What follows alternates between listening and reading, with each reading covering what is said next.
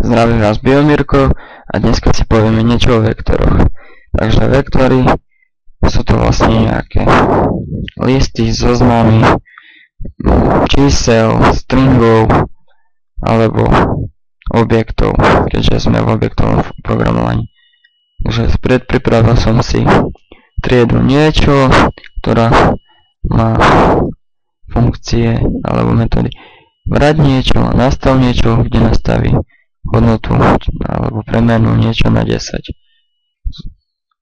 Hláčkový súbor vyzerá takto, CPP takto, konštruktor, deštruktor, klasika.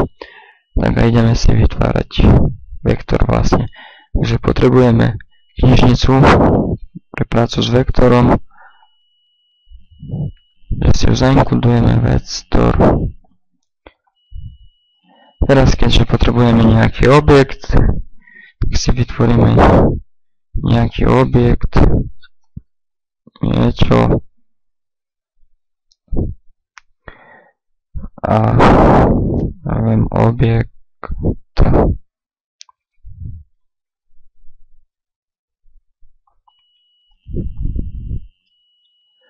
potom danému objektu nastavíme niečo.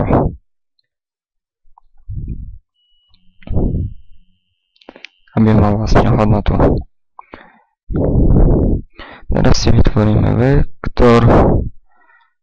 Do týchto šipiek vlastne my dávame, aký to bude typ vektoru. Čiže to bude, ak bude to číslo, tak tam dáme int.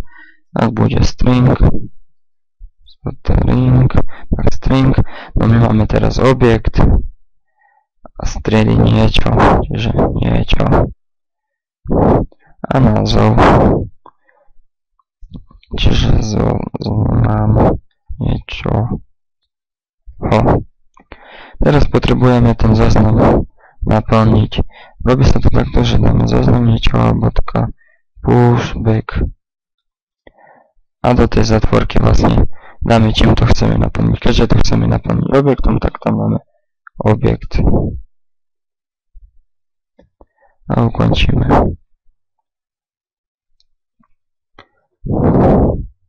A klasický výpis aj cout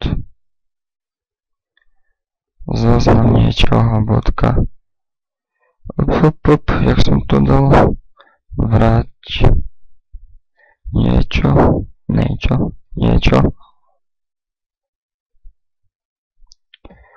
takto a pustíme od cout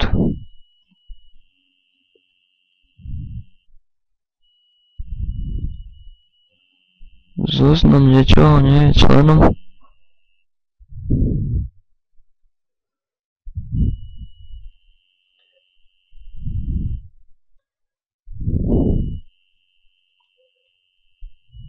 Oko to.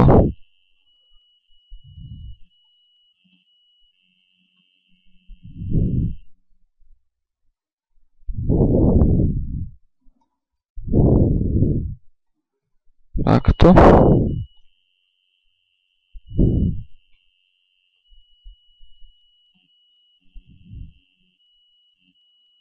Aha. Keď chceme vypísať prvý, čiže 0. člen, musíme to takto spraviť. Jednoduchšie sa naplňajú vektory cez C+4 int je rovno 0 menšie ako 10 plus kde spravíte vlastne to isté, zoznam niečoho bodka pushback. A teraz keďže nemám viacej objektov, tak len ten jeden vložím objekt. Vytvorím vlastne 10 objektov o čísle 10. Následne, keď potrebujem spraviť výpis, tak to spravím podobne ako v predošlom. Zoznam niečoho. Tu vám dám vlastne to ičko, ktoré mi mení hodnotu a vytvárať niečo. Aby sme to videli poriadne, musím mezeru od kočiarku.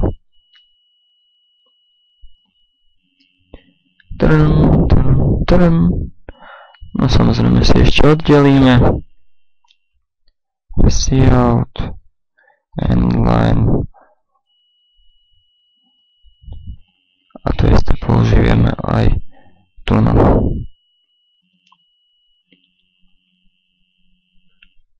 Dva, 4, 6, 8, 10.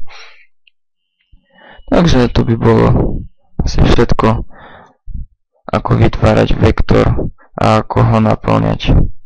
Takže majte sa.